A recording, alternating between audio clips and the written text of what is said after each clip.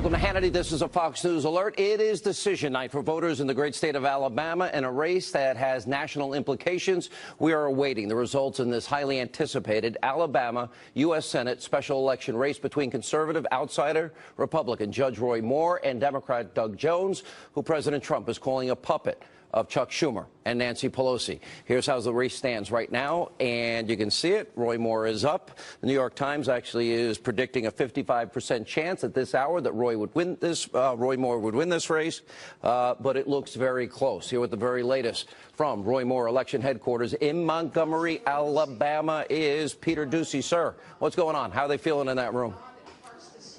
Sean, they just put that New York Times projection up on that screen behind where the speakers are for the first time tonight. Well, now it looks like they took it off. But when they did, this place absolutely erupted with cheers and applause for the first time tonight. It was really shaken. It was the most energy that we have felt since the doors opened, which was when the polls closed. The other lines that seem to be getting the biggest rise out of this Roy Moore HQ crowd have been about really sticking it to the establishment, which of course has been a theme throughout the entire campaign. Now, Judge Moore still not in the house yet at the RSA Activities Center in downtown Montgomery, but we do expect to see him tonight. We also expect to see his big backer, Steve Bannon. If Moore is able to keep this seat red, we expect to hear Bannon and others give a lot of credit to President Trump. However, if he loses, we expect to hear a ton of blame directed at the Senate Majority Leader, Mitch McConnell, who the campaign and its biggest surrogates have tried to vilify from the very beginning. Now, we do understand that McConnell, in the event of a Moore victory, plans to huddle with Republican senators tomorrow at 10 a.m. at the U.S. Capitol to try to figure out what kind of a welcome they would give a Senator Roy Moore. The establishment here in Alabama, though, has been a lot friendlier. In fact, driving from Birmingham down here to Montgomery earlier today, a couple hours ago, we heard the Trump robocall, much discussed this weekend in favor of Moore, playing as a radio ad paid for by the Alabama GOP. Now, tonight's event here in Montgomery does have a very noticeable security presence inside and out. An official tells me that's because of a threat against the campaign that came in this morning, but not a threat against the victory celebration, the hope of victory celebration specifically. We also have not heard a ton from Judge Moore since we saw him earlier today riding his horse, Sassy, to the polling place, but his sister is here, and she says that right now, even though everybody here is on edge, he is at peace. He's telling the people who are hunkered down with him that it's in God's hands now, and that if he wins, God wanted him to win. If he loses, he wasn't supposed to. Sean? Peter, what was the cheering going on while you were speaking? Do you know? It's hard to say, but it's died down right now. And again, in this room, I think there are a lot of sweaty palms. People have seen this, the more faithful, ever since the primary where he defeated Luther Strange, as a chance to continue draining the swamp. That's something that you hear. Last night there was the event where they had alligators and moss inside. It was Drain the Swamp theme. They have been pitching Moore to Alabama Republicans as the guy who's going to help President Trump continue to make America great again. We've been hearing that a little bit more today. And again, everybody here is really, really anxious. They're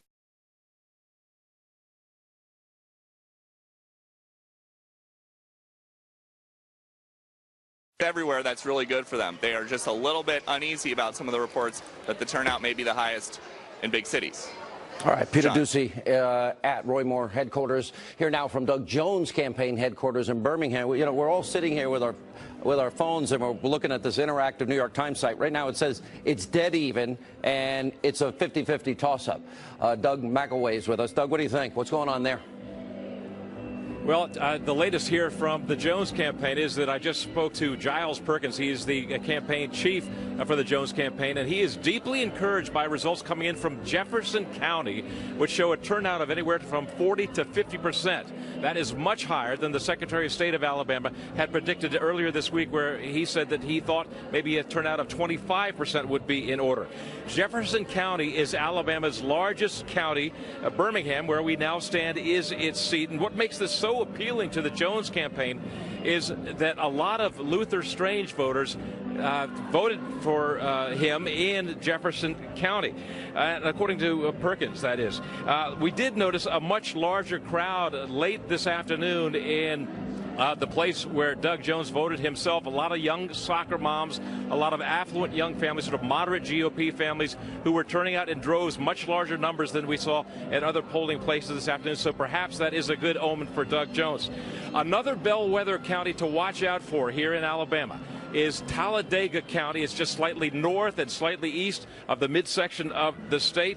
It is significant because it is a microcosm of the demographics of the state of Alabama, with a white population of about 65% and an African-American population of about 32%. If African-Americans turn out in large number in Talladega County, it could be a bellwether of their turnout across the state, and that bodes very well for the Doug Jones campaign. Sean, back to you. All right, thanks so much. And by the way, as we bring in our panel here, joining us now with reaction, we have American Conservative Union Chairman Matt Schlapp, Salem nationally syndicated radio talk show host Larry Elder, from the Hill, Joe Concha, Fox News contributor, former Clinton pollster Doug Schoen, and Fox News contributor Tammy Bruce. Right now, it's 54%. New York Times has it. I mean, it's bouncing around like a ping pong ball, and we're all sitting here neurotically looking at all this. It really matters. Vote turnout, specific counties. He mentioned Talladega County. I'd say another county, having lived in Alabama, would be Madison County, a bit of a bellwether, northern Alabama. Certain counties, obviously, in the north.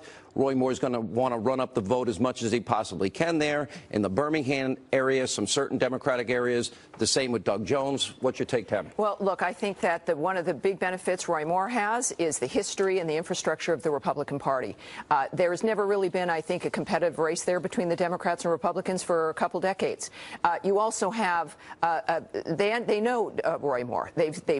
What some things may surprise basic Americans not in Alabama. It doesn't necessarily surprise the people that know that man and his family. So it is about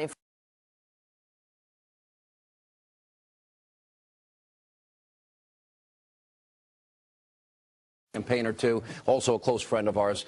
Britt, thanks for being with us. Let's talk about the national implications for a minute. Britt, I know the Republican establishment were dead set against supporting Roy Moore. At the end, they ended up coming in. The president went in, but not in the state. He went close to the state. He also pointed out that for him, with a Senate margin of 52-48, going down to 51-49 becomes intolerable and means you almost need the entire Senate Republican caucus to pass a bill.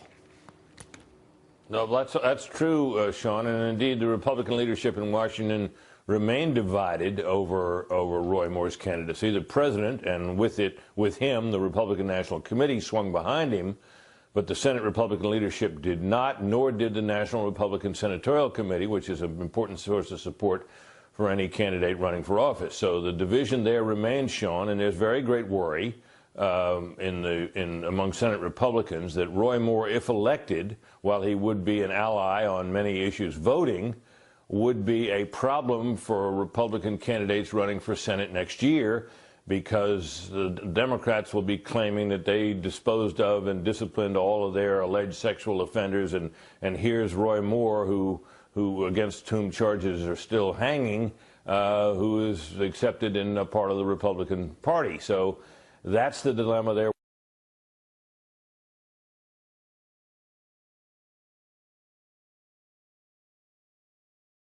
Around their necks. If Roy Moore would have pulled this out, and it's very tight according to all exit polls and all the numbers we're seeing early on here, if he were to pull this out, we know the Senate Majority Leader Mitch McConnell has a 10 a.m. scheduled conference with all the Republicans there. If they decide to do an ethics investigation, if they would then aggressively go after Roy Moore and perhaps look to overturn the results of this election, what would be the impact, the results, how would the people of Alabama feel?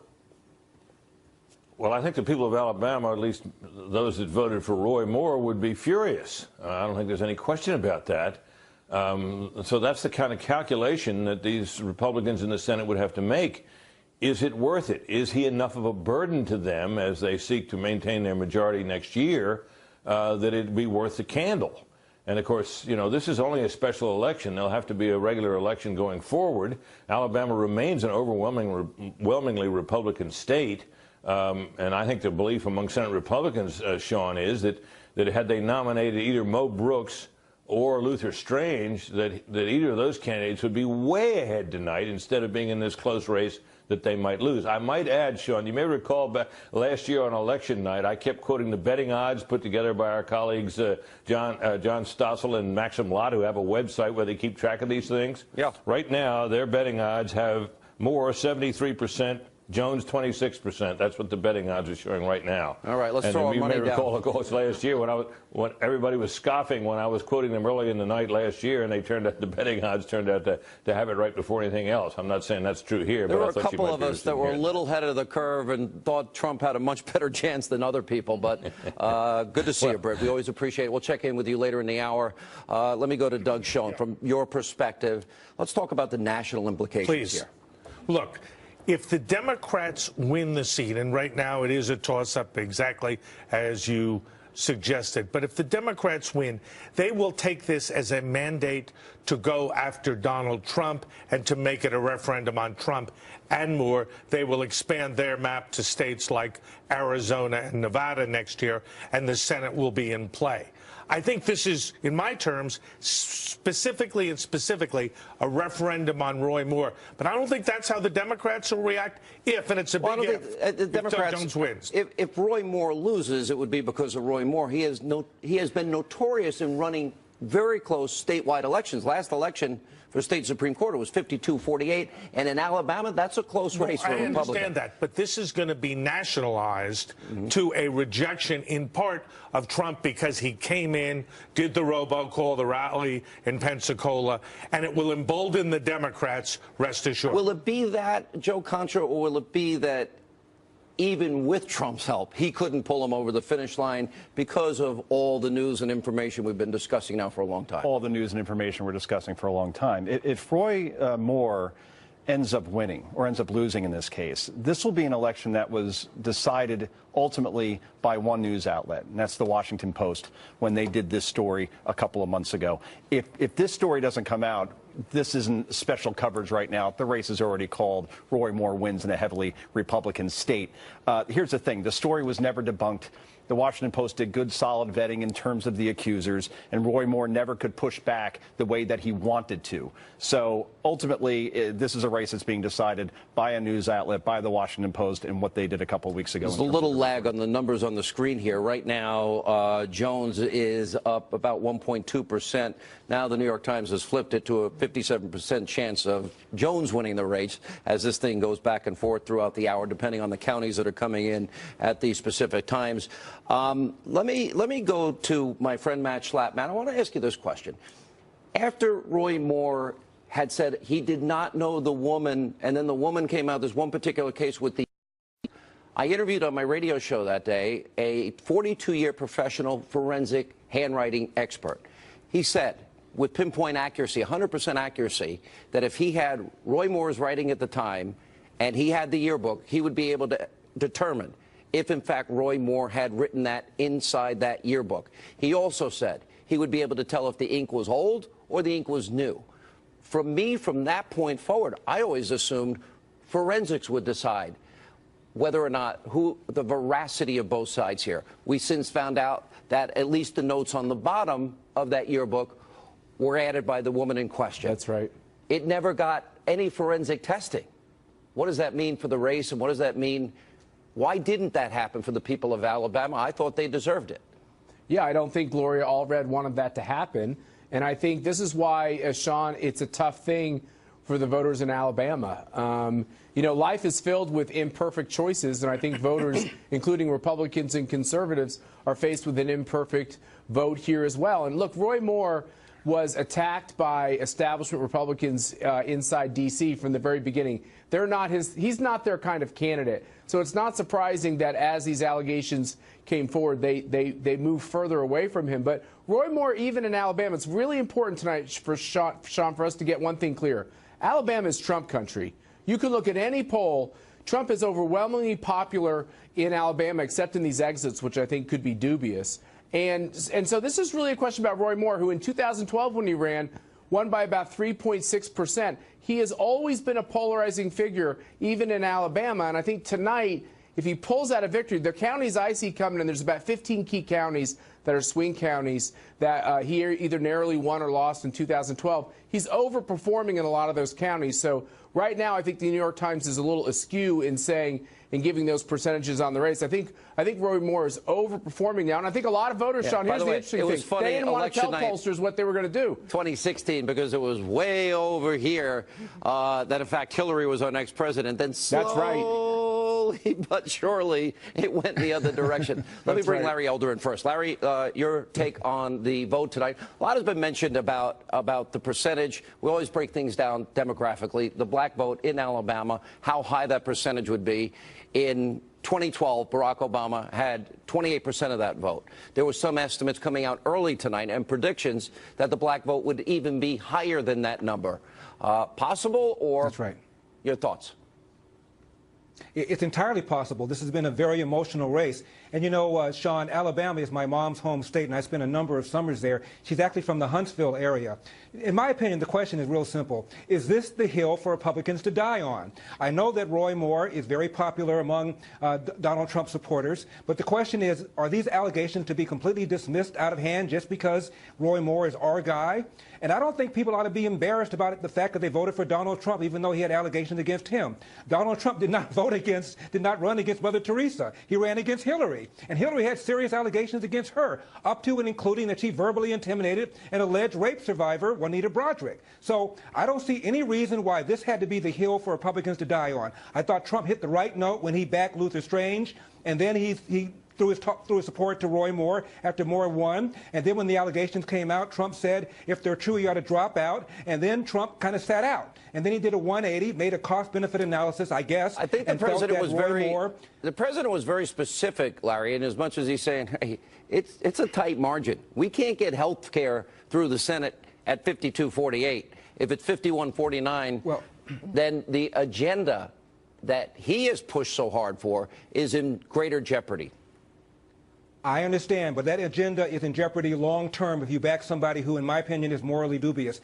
They're cutting the commercials already. Whether Moore wins or loses, they're going to go after Trump regarding these allegations. Well, that's true. If Roy Moore wins, they're cutting the commercials already. Anybody that stands near him, anybody that shakes his hand, anybody that waves goodbye is going to be tarred with Roy Moore's moral issues. And I think it's not a good calculation going down the road. I could very well be wrong, but I think they're making a mistake. 75% New York Times has odds of of Doug Jones winning. You realize since we've been on the air, it's been 18 minutes. It went from Moore up to slightly to Jones, and now Jones has a 75% chance of winning, all in the span of 18 minutes. That's remarkable. It's remarkable, and it's based on the data and where the data is coming from, Doug, something you've done. Yes, and there's one other thing that you asked me before about national implications.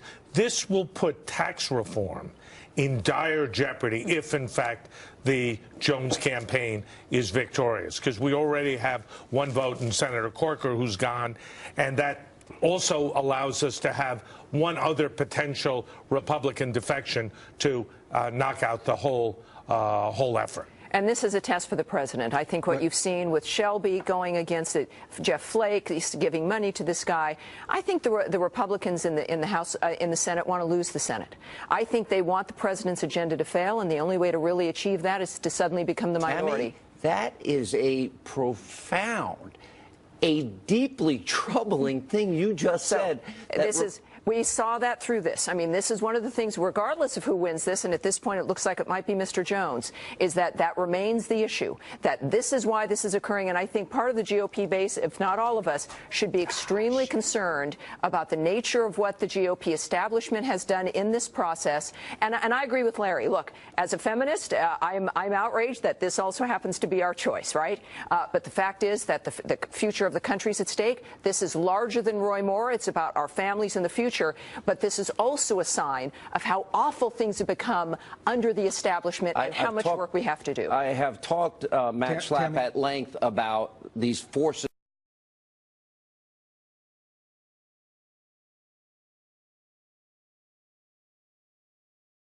But I also add to that list Republicans, and I add to that list the Never Trump crowd that wants to say, see, we told you so. But meanwhile, what this last election was about in 2016 is the forgotten men and forgotten women that need jobs, that are on food stamps, in poverty, and they want a shot at the American dream also. So if that is the Republican strategy, I mean, it almost takes my breath away. And it also goes, I think Mitch McConnell has a lot of culpability in all of this. I was a Mo Brooks supporter from day one. I've known Mo Brooks nearly 30 years. He used to fill in my radio show, and I had a show in Huntsville, Alabama. And I thought he would have been a great candidate. The person that came out strongest against Mo Brooks, Matt, was Mitch McConnell. That's Mitch McConnell, you know, literally put himself in the middle of the race time and again, and it didn't work out well for him. Mo Brooks was the forgotten candidate in this race, Sean. I mean, he was clearly the person who could have won. Luther Strange was always hobbled for all kinds of reasons, including his participation in what some would see the whitewashing of the governor scandal. So Luther Strange wasn't going to get there, and it took D.C. swamp Republicans to play this in every way that was wrong. You know what's interesting, Sean? After spending $25 million, you think they would have done some significant opposition research to see the themes they could have pushed. And I think at the end of this, you're right, which is they can't say Donald Trump is an anchor weighing down the party because his poll numbers, according to certain polls, are down, when the poll numbers of D.C. Republicans are much, much worse in every poll you look at. Let's face it.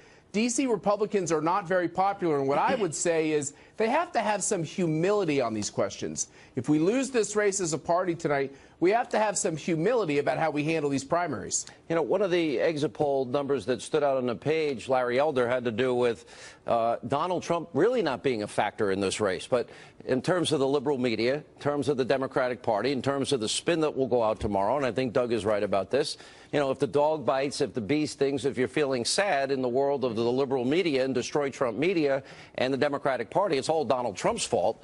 So, of course, they will put him in the middle of it when really Trump, yeah, he got involved and he sent a robocall in, but he didn't go into the state, did he? That's true, but a significant percentage of voters in Alabama who are voting for Roy Moore said that they're voting for him to show their support for Donald Trump. Look, well, 20-some Trump's going to be president for Trump's going to be president for 7 years, Sean. And in that course of the 7 years, he's going to have to deal with a Congress that hopefully will remain Republican. And you saw what they did with Todd Aiken years ago when he made that comment about legitimate rape. Imagine what they're going to do with Roy Moore. And I believe that they're going to use Roy Moore as the face of the Republican Party and threaten the majorities in the House and in the Senate. And Donald Trump's going to have a hell of a time governing down the road for the next 7 years if he loses control of both chambers as a result of Roy Moore being the face of the party, which is exactly what the Democrats will do. Is Roy Moore the face of the party? I mean, there's a 76% chance, according to the New York Times right now, that he doesn't win. Well, if he doesn't win, that's a whole different ballgame, but they'll still nail all the people who supported him, who ignored, in their view, his moral transgressions. And Menendez, and I can go down the list. And really, Jackie Spears says that there are 260 settlements in that shush fund, sexual harassment, racial discrimination. You've got maybe about, what is, if those are all individual cases, half of Congress, a quarter of a third of Congress. So this is Mitch McConnell. Who knows? Is he on that list? We don't know because there's no transparency. That is the albatross over the neck of Congress, not Donald Trump. That will be Republicans and Democrats, I can assure you. Real quick, we got to take a break. In '96, we had the benefit of Bill Clinton running against a Republican But you know Congress. what? Up to and including last year, your party defended, not you, your party went all in defending and all the smears of every woman. I'm saying it could help Trump get reelected in 2020 if he's running against the Democratic House and Senate. This is a fascinating race. All right, we'll take a quick break. We'll come back. We'll continue to monitor all the election results out of this close race in Alabama. Brett Baer, Martha McCallum, they'll join us as we continue our coverage.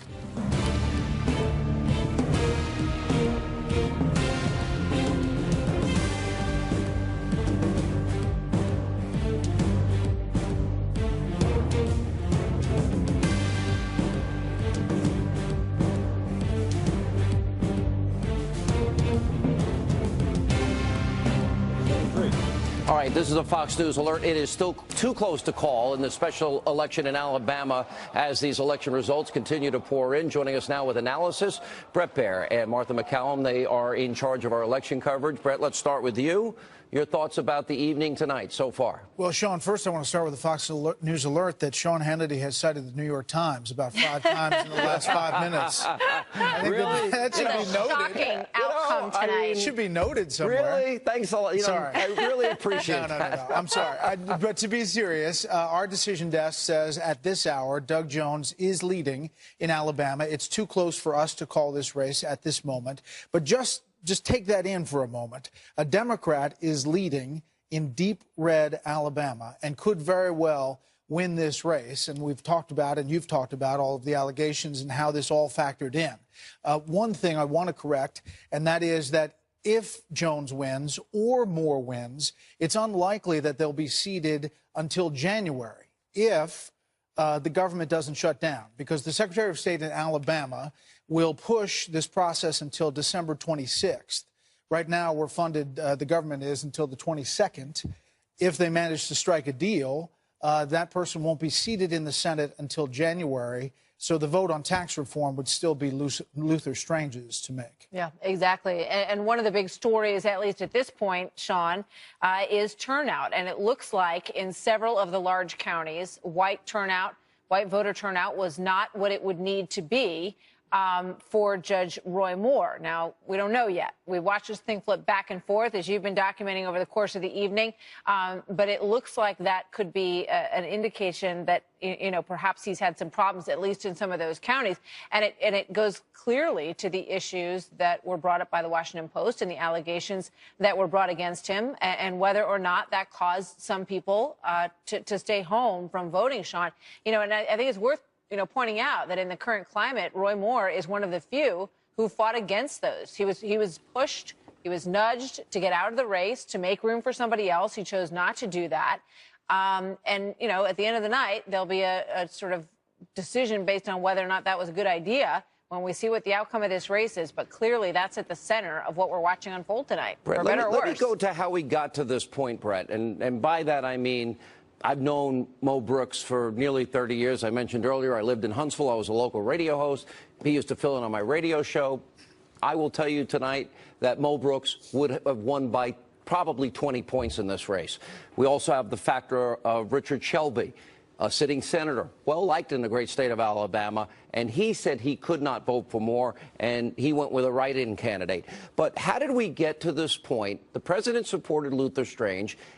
And I think a lot of people aren't really talking about the involvement of Mitch McConnell from the get-go here, opposing Mo Brooks, who would have won easily, supporting Luther Strange, and the amount of money they poured in to also going hard after Roy Moore prior to these allegations. No, you're right. And the establishment line in Alabama plays really against the GOP establishment in Washington. McConnell was not an asset there. The money was, of course, but when the president decided to support Luther Strange, it seemed like that possibly could turn the tide, but it didn't, because the overpowering message was, you know, shake things up. The GOP establishment is not getting it done. You need somebody closer aligned to Donald Trump.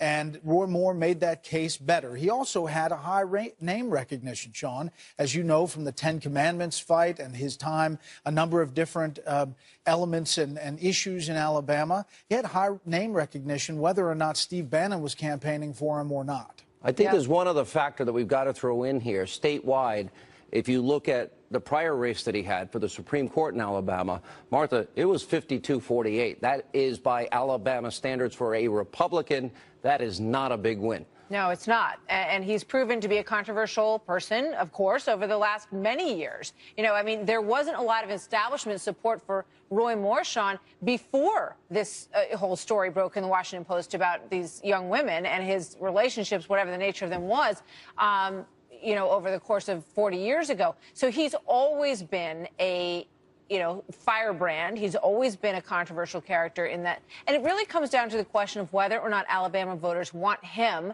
representing them in the Senate. And when you look at the fact, you look at the numbers in terms of the polls that we have, Sean, and how important being pro-life is to voters in Alabama. The fact that they may, and we're still waiting for the final numbers, be willing to send Doug Jones instead of Roy Moore, that says quite a lot. Yeah, all right. A lot of new voters tonight, Sean. So what we're seeing is new and young voters were going more Democrat in this particular race. But Doug Jones, right? Overwhelmingly. Definitely. And when you have new voters who haven't voted in 2016, 2014, you know, they're motivated by something. And it might have been, you know, the get out the vote effort by the Jones campaign. Remember also, they spend a ton of money, the Democrats did. Outside money, campaign money, big money for the Democratic Party to get this seat. A seat that's only 2 years, really.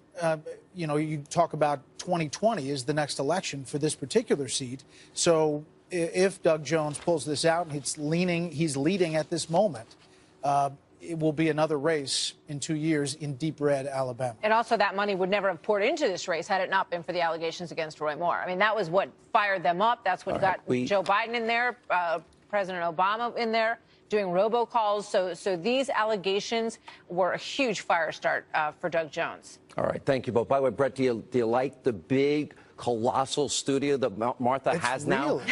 Mine's tiny by comparison. It's really nice. It's got stairs going up to the tippy top. It's got fancy. Martha's name on this big circular thing. When you put the New York Times graphics behind you, that's what the New York Times loves me. If you saw the Sunday Magazine picture, it's probably the best shot I've ever had. Today, Sean. All right, guys, thank you. Thanks, all right, Sean. Coming up, we'll continue to monitor these election results out of this close race in Alabama tonight. Huge breaking news. Fox News has obtained the anti-Trump, pro-Hillary text messages between that FBI agent, the one that's involved in everything, Peter Strzok, and his girlfriend, Lisa Page. That's straight ahead.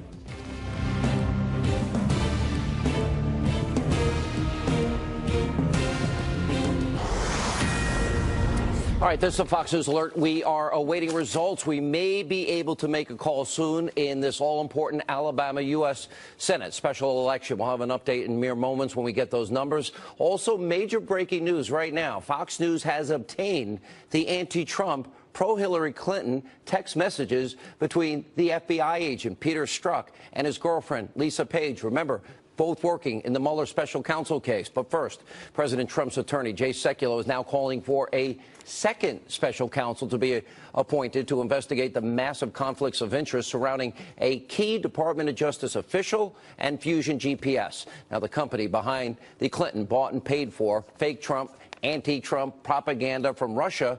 Well, that dossier, this comes after a Fox News exclusive report showing that, in fact, the wife of Bruce Orr, the recently demoted DOJ official, actually worked for Fusion GPS during the 2016 election while it was crafting that fake news dossier. Now, also tonight, the fake news media, they're working overtime by spreading outright lies, misinformation to try and damage and discredit President Trump. Here are some of the recent examples. On Friday, CNN, they ran wild with a fake news report about Donald Trump Jr.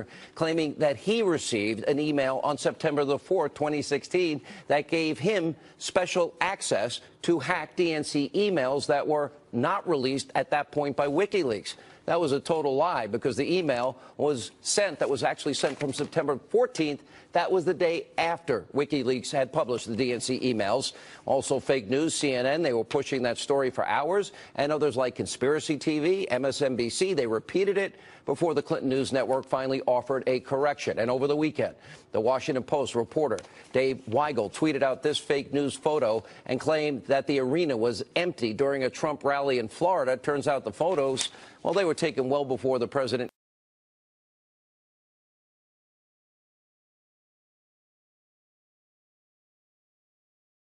This is a story claiming that President Trump watches up to 8 hours of TV a day and drinks 12 Diet Cokes. Huge news. Now, CNN has since been using that so-called report to wildly speculate about President Trump's health in a pretty despicable display. Last week, both Bloomberg, Reuters, they put out the fake news story that the special counsel, Robert Mueller's team, had subpoenaed President Trump and his family's bank.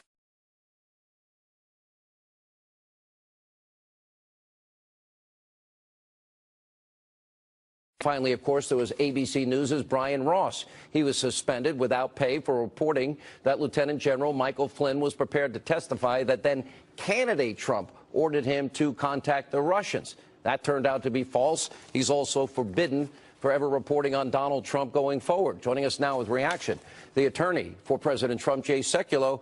You were involved today